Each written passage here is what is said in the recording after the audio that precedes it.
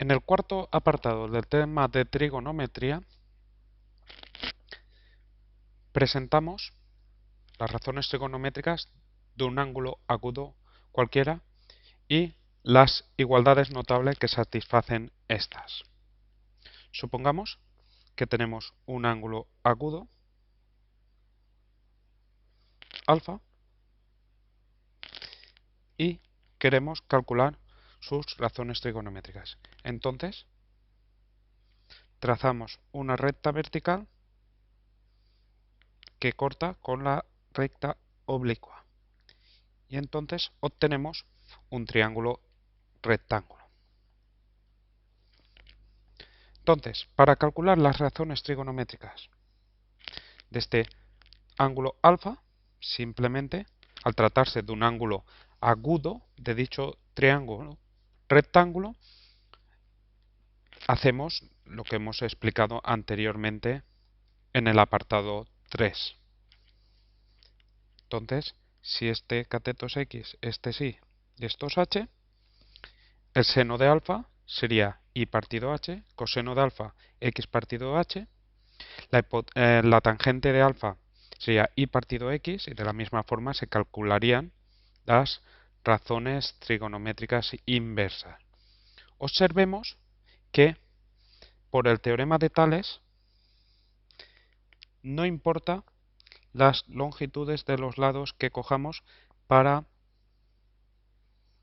calcular las razones trigonométricas, dados que obtendríamos triángulos semejantes y las proporciones entre sus lados coincidirían. Supongamos ahora que tenemos un ángulo alfa, del cual calculamos agudo, del cual calculamos sus razones trigonométricas. Entonces, de este ángulo agudo, dibujamos el triángulo, uno de los triángulos rectángulos correspondientes, y por el teorema de Pitágoras tenemos que x cuadrado más y cuadrado es igual a la hipotenusa al cuadrado. Dividiendo esta expresión por h al cuadrado se obtiene que x cuadrado partido h cuadrado más y cuadrado partido por h cuadrado es igual a h cuadrado partido por h cuadrado, que es 1. Luego, x partido h al cuadrado más y partido por h al cuadrado sería igual a 1. El seno del ángulo alfa es el cateto opuesto de alfa partido por la hipotenusa y partido h. Observemos que aparece aquí. El coseno del ángulo alfa coincide con el cateto contiguo alfa, que es x partido por h. Observemos que aparece aquí.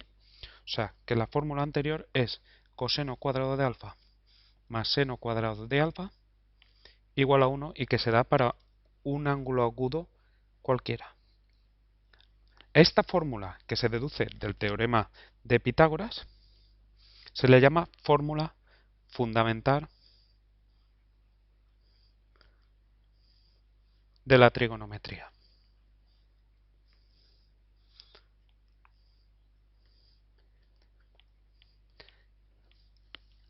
Que observemos que no es más que la versión para razones trigonométricas del teorema de Pitágoras. Si cogemos la fórmula anterior y dividimos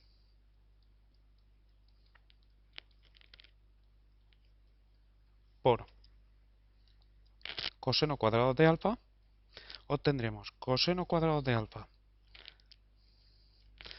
partido coseno cuadrado de alfa más seno cuadrado de alfa partido coseno cuadrado de alfa igual a 1 partido coseno cuadrado de alfa.